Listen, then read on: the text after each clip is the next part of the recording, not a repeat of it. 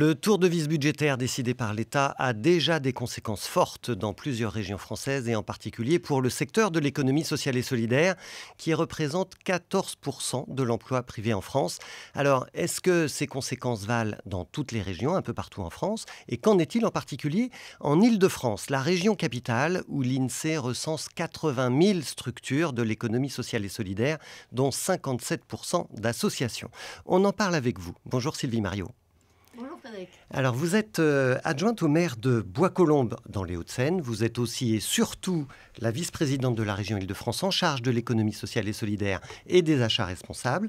Vous êtes donc dans l'équipe de Valérie Pécresse et on a vu ce qui s'est passé, quand je dis on, dans l'économie sociale et solidaire, on a vu ce qui s'est passé dans les régions Auvergne-Rhône-Alpes, dans la région Pays de la Loire. On voit que les budgets dédiés à l'économie sociale et solidaire fondent comme neige au soleil. Parfois, ils n'existent même plus. Quel est le budget de l'ESS en Île-de-France? Alors, vous avez raison, je crois qu'on a tous vécu ce feuilleton qui nous a occupés pendant l'automne et pendant le printemps du projet de loi de finances de l'État pour l'année 2025. Au moment où on a voté notre budget à la région Île-de-France, c'était en décembre 2024, la ponction sur les recettes qui était annoncée pour la région Île-de-France, c'était, pour l'ensemble des collectivités locales franciliennes, c'était 5 milliards d'euros, ce qui se traduisait pour la région Île-de-France par une ponction de 320 millions d'euros. C'est 320 millions d'euros. Concrètement, l'État vous retirait 321 millions d'euros. 321 millions d'euros, ouais. 320 millions d'euros, 100 millions d'euros d'erreurs de recettes pour l'année 2024, 220 millions de ponctions sur nos recettes pour l'année 2025. Donc vous devez faire des choix budgétaires. Donc il a fallu faire des choix budgétaires. Ces choix budgétaires, alors forcément, il y a un certain nombre d'actions fortes, structurantes pour les territoires qu'il a fallu maintenir en l'état, et notamment tout ce qui sont les grands investissements dans les transports ou pour le plan de rénovation de nos lycées franciliens. Et puis, une fois que ça s'est dit, il a fallu trouver ces 320 millions, et donc on est allé les chercher dans un certain nombre d'autres politiques fonctionnelles de la région Île-de-France, dont le développement économique. Pour ce qui est de l'ESS, il faut dire que nous avons eu plutôt beaucoup de chance, puisque en fait notre budget en investissement a été maintenu à un niveau égal à celui de 2024, de 4 millions d'euros, ce qui va nous permettre notamment d'assurer nos engagements vis-à-vis des fonds d'investissement et de maintenir une enveloppe dédiée à nos aides UP. Et puis, pour ce qui est du fonctionnement, alors là, effectivement, on a une baisse de 17% de notre budget de fonctionnement à hauteur de 3,5 millions d'euros. Mais ce qui, malgré tout, est à la hauteur de l'exécution budgétaire de l'année précédente. Ça veut dire quoi? Ça veut dire concrètement qu'on va pouvoir poursuivre tous les dispositifs existants, qu'on va pouvoir continuer à soutenir les têtes de réseau avec une très légère réduction de nos subventions. Et puis, malgré tout, on va pouvoir lancer un certain nombre d'actions qui avaient été prévues dans notre stratégie ESS 2022-2028.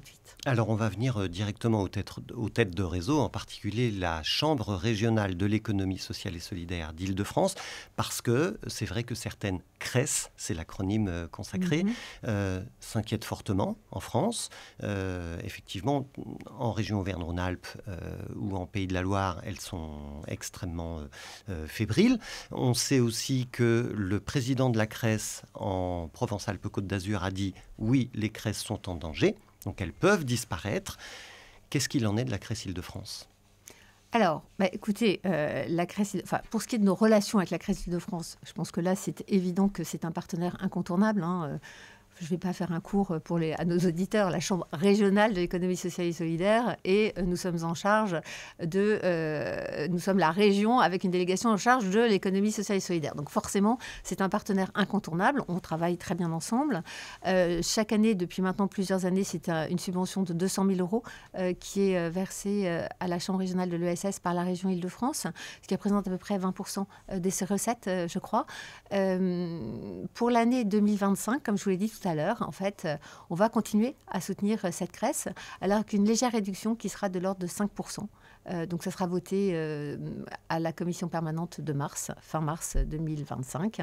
Mais ce sera donc une légère diminution, compte tenu de ce que je vous ai dit précédemment, mais on va continuer à les soutenir, donc à hauteur de 190 000 euros. La CRES Île-de-France, comme toutes les CRES, ce sont un peu les chambres de commerce et de l'industrie du secteur de l'ESS, pour qu'on fasse bien comprendre au public qui nous écoute et qui nous regarde. Donc ce ne sont pas des acteurs qui travaillent dans le vide, en réalité. Ils sont en train de structurer, d'accompagner, de former, de mettre en place et de déployer des politiques publiques que vous portez et que vous financez. Donc ce sont des acteurs incontournables de l'ESS. Vous avez notamment beaucoup travaillé avec la Chambre régionale de l'économie sociale et solidaire pendant les Jeux olympiques au travers de ESS 2024. Qu'est-ce que ça donne aujourd'hui, ce travail que vous avez mené ensemble ? Alors, juste pour rappel, ESS 2024, c'est une plateforme qui était portée par une association qui s'appelle Les Canaux. C'est juste. Pas par la région Île-de-France. Donc en fait, tout le travail que la CRES a pu mener spécifiquement dans ce cadre-là, c'est vraiment avec les canaux que ça a été mené. Mais bien sûr, nous, à la région Île-de-France, on a continué à travailler avec la CRES et notamment, on a organisé post-JO, un événement sur l'héritage des Jeux, où c'était au mois de septembre 2024, le 23 septembre 2024. On a organisé un grand événement à la région Île-de-France, où l'idée, c'était de faire se rencontrer les entreprises qui avaient gagné des marchés pendant la période des JO, et puis les JOP, et puis leur faire rencontrer en fait de nouveaux acheteurs afin de pérenniser en fait le développement qu'ils avaient pu connaître pendant cette période des JOP, et puis surtout pouvoir maintenir les emplois qu'ils avaient créés pendant cette période. Mais surtout, pour parler de l'action de la région avec la CRES, ce qu'on a surtout confié à la CRES dans le cadre d'une convention, c'est en fait tout un travail d'animation des territoires, d'animation des bassins d'emploi. C'est vraiment un sujet qu'on a confié à la CRES, qu'on a délégué à la CRES, et qui se traduit par l'organisation de fréquentes manifestations sur l'idée, c'est vraiment d'acculturer les élus, les agents des collectivités locales, les entreprises locales, à tous les sujets, à toutes les valeurs de l'économie sociale et solidaire.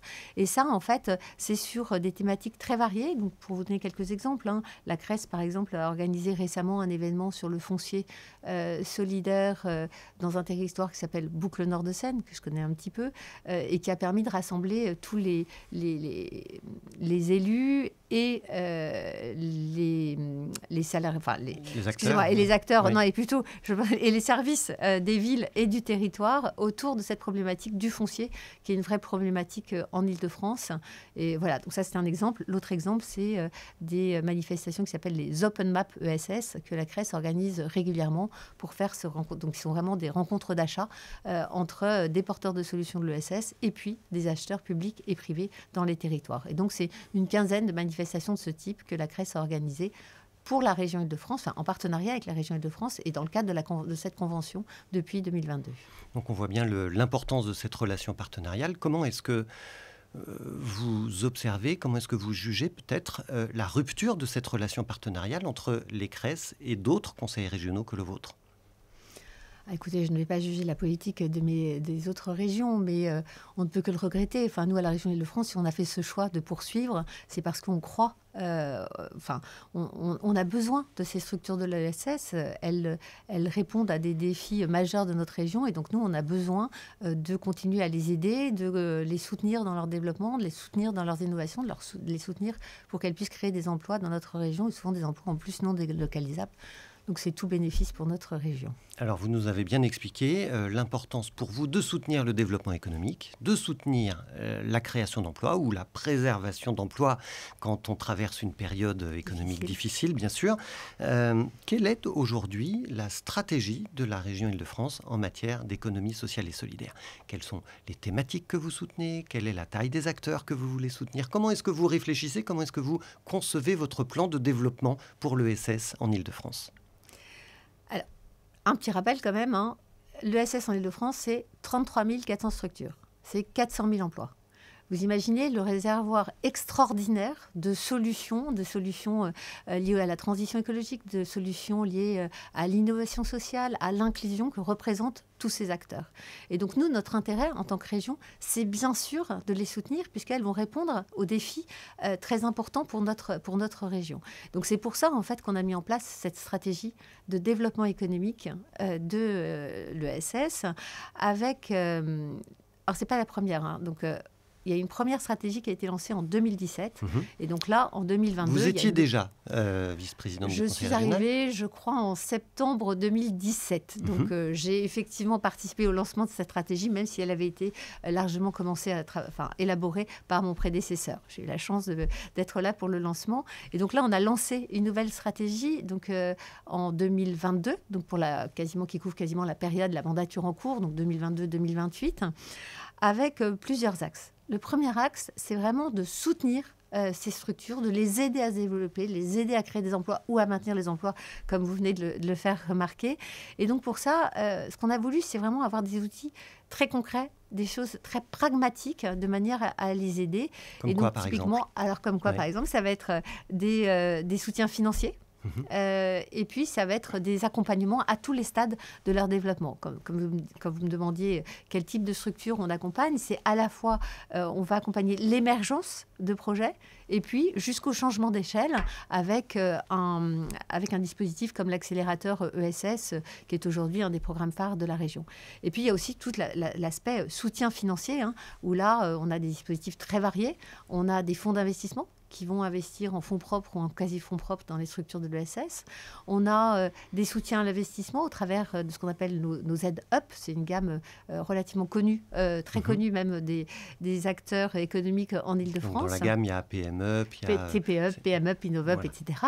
Et puis, on a aussi des garanties d'emprunt via France Active. On a également les fonds européens également qu'on met à disposition des structures de l'ESS, puisque je crois que dans le bilan 2022-2024 des fonds européens, c'est 35 acteurs du champ de l'ESS qui ont été bénéficiaires de FSE+, à hauteur de 29 millions d'euros. Alors, ce bilan, il m'intéresse. Quel est le bilan qu'on peut faire aujourd'hui de votre action sur l'ESS en Ile-de-France depuis le début de votre mandature, depuis 2021 ?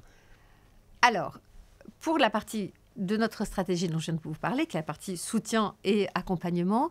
Aujourd'hui, on est en train de faire un bilan intermédiaire de mi-stratégie, on va dire. C'est 1200 structures qui ont été accompagnées depuis 2022. 1200 structures, 700 par nos outils de financement, dont je viens de vous parler, donc des outils très variés, et puis 500 par nos dispositifs d'accompagnement. Donc ça peut être le dispositif Émergence de France Active, ça peut être l'accélérateur ESS, et puis un tas d'autres dispositifs. Je pourrais vous citer par exemple le dispositif Industrie engagée qu'on vient de lancer et qui va favoriser en fait la création de liens entre l'industrie conventionnelle et des structures de l'ESS qui appartiennent au champ de l'industrie, mais qui aujourd'hui, en fait, il y a une méconnaissance totale entre cette industrie conventionnelle et ces entreprises de l'ESS. Vous voulez dire qu'il y a des acteurs de l'ESS qui font de l'ESS, mais qui ne s'en revendiquent pas, qui ne savent même pas qu'ils sont de l'ESS, des acteurs de l'ESS qui font de l'ESS, mais qui font de l'industrie et qui ne s'en revendiquent pas. Voilà. Et donc, notamment dans le champ de l'économie circulaire. Et donc, typiquement, on vient de lancer là une promo de 25 structures de l'ESS qui vont être accompagnées de manière à favoriser justement tous ces liens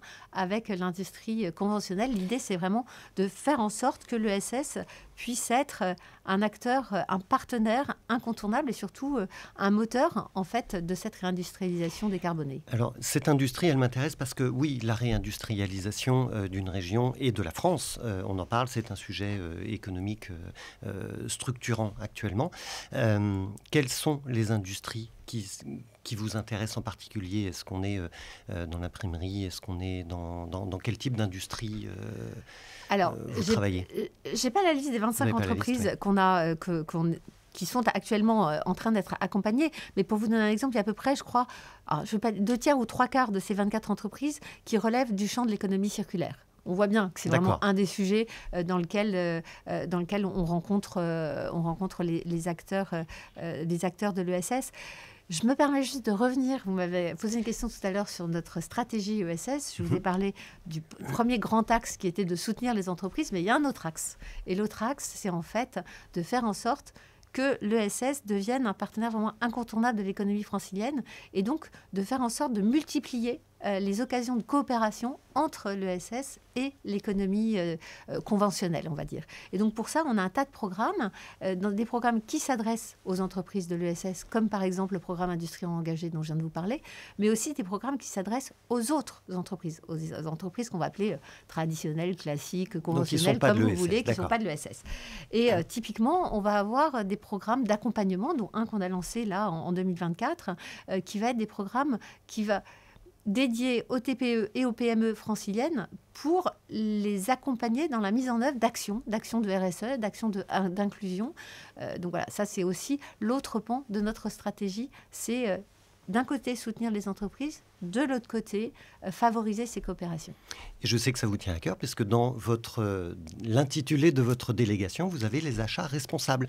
Et donc bien sûr, vous parlez aux entreprises conventionnelles en faisant quoi? En les invitant à procéder à des achats auprès des acteurs de l'ESS et de l'économie circulaire, c'est ça? Alors, dans la deuxième partie, effectivement, de ma délégation, ESS et achats responsables, pour ce qui est des achats responsables, c'est un sujet qui est plus vaste que l'ESS. On a voté un SPASER, donc un schéma de promotion des achats socialement et écologiquement responsables en 2022, qui couvre un champ plus large. Il y a bien sûr les coopérations, les achats vers l'ESS, mais pas que. Il y a aussi des achats environnementaux, des achats circulaires, il y a un tas d'autres sujets dans ce SPASER.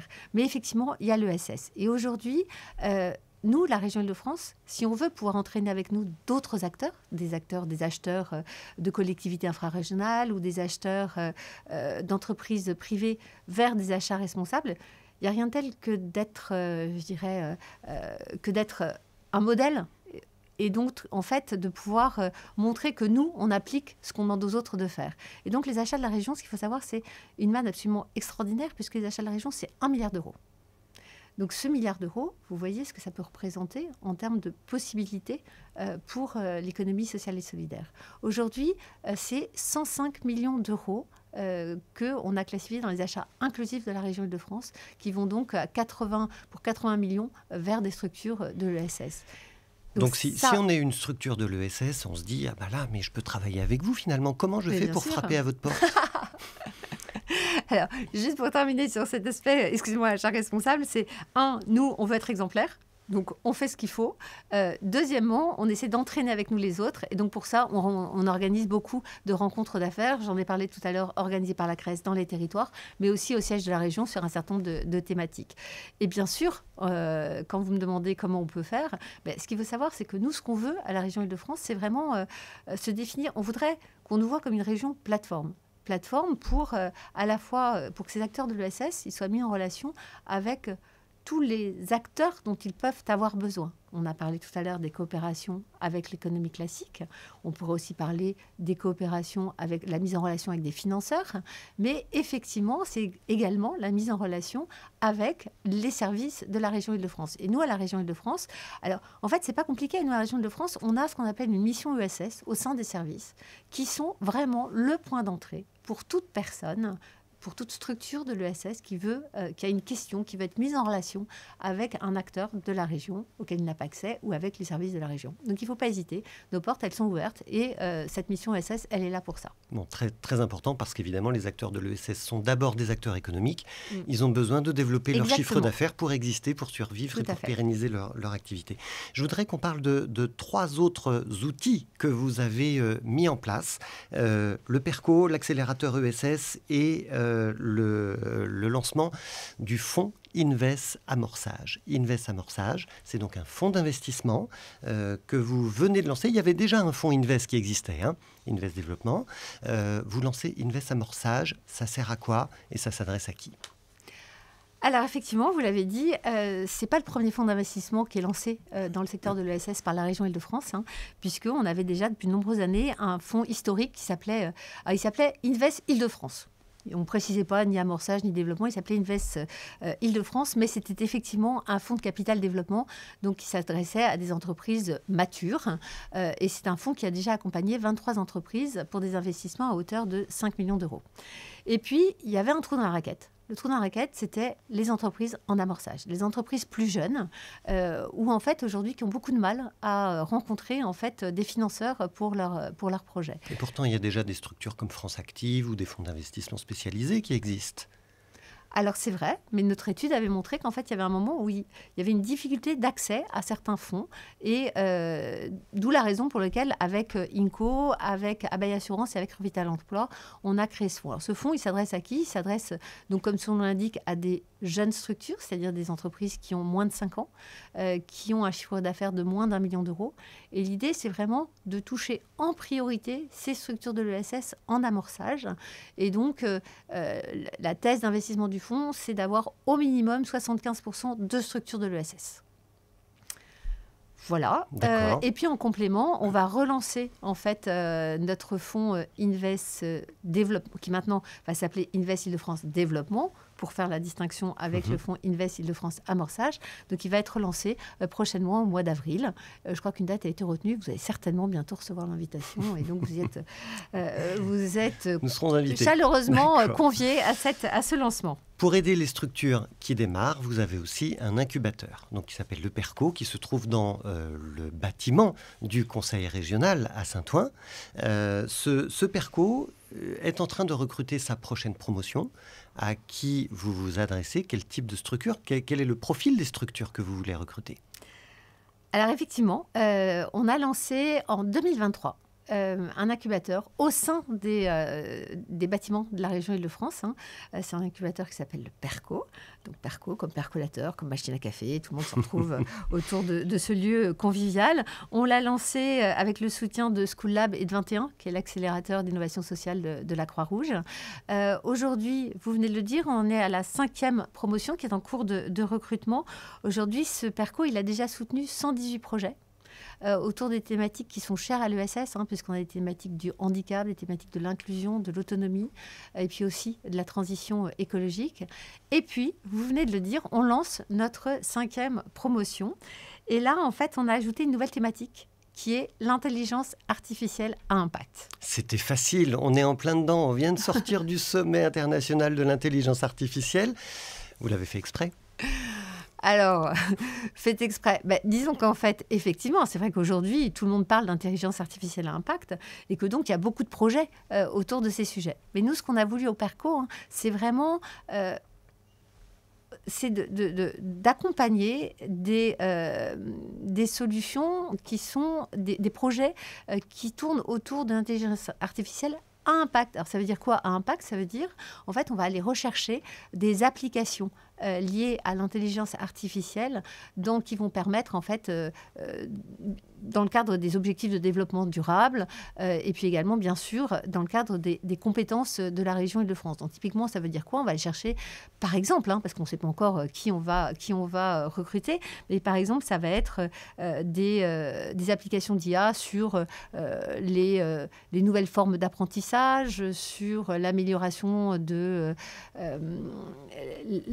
l'efficacité des services publics, ou sur la meilleure accessibilité des services publics, ou encore sur les services à la personne, etc. etc. Donc, c'est vraiment les applications, l'IA. Et puis, bien sûr, on continuera au cours de cette promotion à ouvrir nos portes à des porteurs de projets sur des solutions de transition écologique ou d'autonomie, handicap, etc. Et ça veut dire aussi que l'économie sociale et solidaire est bien dans son époque, elle est dans son temps, elle est moderne. Exactement. Elle se saisit des outils du moment, bien évidemment, comme l'intelligence artificielle. Et donc la région Île-de-France soutient aussi des structures un peu plus grosses, celles qui sont en train d'essayer de passer à l'échelle, de démultiplier leur impact au travers de l'accélérateur ESS, opéré par HEC Paris et financé par la région Île-de-France. Parlez-nous un petit peu de cet accélérateur. Alors effectivement, c'est vraiment un des programmes phares de la région Île-de-France, en tout cas pour la stratégie ESS. Et en fait, je voudrais quand même faire le lien avec votre remarque précédente. La diversité des entreprises au sein de ces promos, en fait des promos de l'accélérateur, c'est vraiment typique de la richesse de l'économie sociale et solidaire. En fait, on a des entreprises dans tous les secteurs d'activité, que ce soit des foncières solidaires, de l'économie circulaire, on a des agences de communication, on a une agence de de voyage et on a même un opérateur télécom. Donc ça montre bien la capacité de l'ESS à innover et à infuser l'ensemble des secteurs d'activité. Pour en revenir vraiment à l'accélérateur lui-même, en fait, c'est un programme qui existe maintenant depuis longtemps, puisqu'on en est à la 7e promotion qui est actuellement accompagnée. Je vous ai donné des chiffres tout à l'heure sur la période 2022, depuis 2022. En fait, depuis 2022, c'est la promotion 4, 5, 6, 7 qui ont été accompagnées. Donc 2 promos qui ont fini aujourd'hui, la 4 et la 5. Ça dure 2 ans à chaque fois. On accompagne 10 à 12 structures pendant 2 ans. HEC accompagne 10 à 12 structures pendant 2 ans. Et puis 2 promos en cours, la 6 et la 7. Juste pour vous donner une idée en fait, de l'intérêt de cet accélérateur, si on prend la mesure d'impact de la promo 4, donc une promo qui a aujourd'hui terminé, en fait, leur chiffre d'affaires a augmenté de, je vérifie, mon anti-sèche, de 57% depuis ce début d'accélération et a créé 408 emplois en Île-de-France. Donc voilà typiquement l'intérêt de ce programme d'accélération. Toute la pertinence de l'accélérateur ESS, dont je dois dire aux gens qui nous regardent qu'on en connaît un certain nombre, parce que vous retrouverez sur mediatico.fr les vidéos qu'on a fait avec un certain nombre d'entre eux. Donc on les connaît bien et c'est vraiment des très très chouettes structures. Ouais. Et je peux ajouter quelque chose ? Bien sûr. Ici, on est hébergé, je crois, par Plateau Urbain, Absolument. Qui est une foncière solidaire qui a été accompagnée par l'accélérateur ESS il y a maintenant déjà quelques années. Eh ben, bravo et merci à Plateau Urbain de permettre à Mediatico et Impact Production notamment d'avoir des locaux dans ce type de tiers-lieux. Sylvie Mariot, dans l'économie sociale et solidaire, on parle beaucoup de mesures d'impact. Petite question finale, quel sera votre impact à vous, Sylvie Mariot, quand on va arriver à la fin de la mandature en mars 2028 ? Alors, on n'y est pas encore, mais ce que je souhaite, c'est qu'en 2028, on ait permis à l'ESS de faire la preuve de sa plus-value, qu'on leur ait permis d'être vraiment un moteur efficace de transformation de notre région face aux enjeux qu'on rencontre, qui sont des enjeux de transition écologique ou d'inclusion sociale. Bon, aujourd'hui, on en a parlé tout à l'heure. On est dans une période de bilan intermédiaire. Les chiffres sont encourageants. Ils montrent l'impact de notre stratégie sur l'accompagnement de ces entreprises, sur l'aide qu'on peut leur apporter pour se développer, pour créer des emplois, pour maintenir des emplois, pour devenir un peu incontournable dans le paysage de la région. Et puis surtout, en fait, ce que je souhaite, alors on verra où on en sera en 2028, mais ce que j'espère, c'est qu'en fait, nous, en tant que pouvoir public, notre rôle, c'est aussi de donner une direction vers une économie plus vertueuse. C'est aussi d'entraîner l'ensemble des acteurs économiques vers des démarches plus responsables. Et les entreprises de l'ESS, elles sont porteuses elles ont un certain nombre, je dirais, de valeurs. Et ces valeurs, en fait, ce qu'on voudrait, c'est qu'elles soient partagées. C'est ce qu'on fait, c'est ce qu'on essaye de faire au travers de notre stratégie, qu'elles soient partagées par l'ensemble des acteurs économiques de notre région, qu'ils tiennent compte de leur impact social, environnemental ou territorial dans leurs décisions. Dans ce monde en plein bouleversement, où chaque jour nous réserve des nouvelles surprises pas très heureuses, vous êtes malgré tout confiante pour le développement de l'économie sociale et solidaire ? C'est une vraie question. Je me la pose depuis déjà, en tout cas depuis vendredi dernier. On ne sait pas où on en sera. J'ai entendu hier quelqu'un me dire je me suis engagée dans l'environnement parce que j'y croyais, parce que c'était ça le sens. Voilà. Est-ce qu'aujourd'hui, j'ai fait le bon choix ? Est-ce qu'aujourd'hui, c'est pas... J'espère vraiment que ça ne remettra pas en cause un certain nombre de choses et que ces entreprises de l'ESS continueront à pouvoir prospérer et à montrer. On aura toujours besoin de nouvelles solutions, on aura toujours besoin d'entreprises qui seront attentives notamment à l'inclusion des personnes les plus éloignées de l'emploi, des personnes les plus défavorisées. Et voilà, on aura toujours besoin de l'ESS et j'espère que ce qui se passe actuellement ne signera pas la fin de cette belle progression qu'on observe aujourd'hui dans notre région. En tous les cas, vous faites votre part. Vous essayez, comme chacun d'entre nous, de faire votre part, comme les petits colibris que nous sommes. Merci beaucoup, Sylvie Mariot, d'avoir été l'invitée de SSNR, l'émission de Mediatico qui place l'économie sociale et solidaire au cœur de l'actualité. Si vous avez aimé cette émission, évidemment, vous nous le dites, vous mettez un petit pouce sur les vidéos YouTube, vous cliquez sur la cloche pour vous abonner et savoir quand aura lieu la prochaine émission. Vous pouvez aussi vous inscrire sur la newsletter de Mediatico sur mediatico.fr. bien sûr, Mediatico, donc le média qui place l'ESS au cœur de l'actualité.